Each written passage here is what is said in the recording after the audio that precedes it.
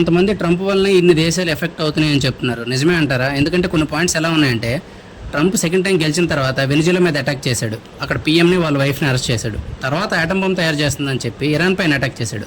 Iran గట్టిగానే reply ఇచ్చింది. తర్వాత ట్రంప్ పై శాంతి చర్చలు అన్నాడు. బట్ ఇరాన్తో యుద్ధం వలన యూఎస్ఏకి 2,900 కోట్లు బోక. ఆ వార్ వలన యూఎస్ఏకి వచ్చిన పాజిటివ్ ఏదీ లేదు. దాంతో హర్మూజ్ ఎఫెక్ట్ అయింది. వరల్డ్ మొత్తం ఆయిల్ క్రైసిస్ వచ్చి ఇంపోర్ట్ ఎక్స్పోర్ట్ అనేది ఎఫెక్ట్ అయింది.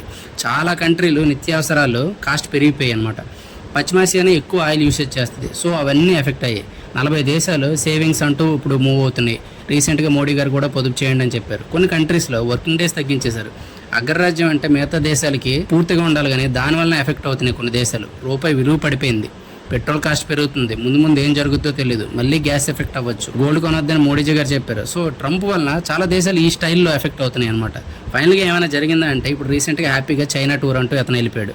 మెయిన్గా స్టార్టింగ్ మాత్రం రష్యా యుక్రెయిన్ వార్ వల్లనే స్టార్ట్ అయిందని కొంతమంది అంటారు. ఎందుకంటే రష్యాకి చాలా దేశాలు సపోర్ట్ చేస్తున్నాయి. సో ఆ దేశాలన్నింటి మీద మనోడు టారిఫ్ వేశాడు. సో అలా ఇష్యూ అనేది పెద్దగా అయిందనమాట.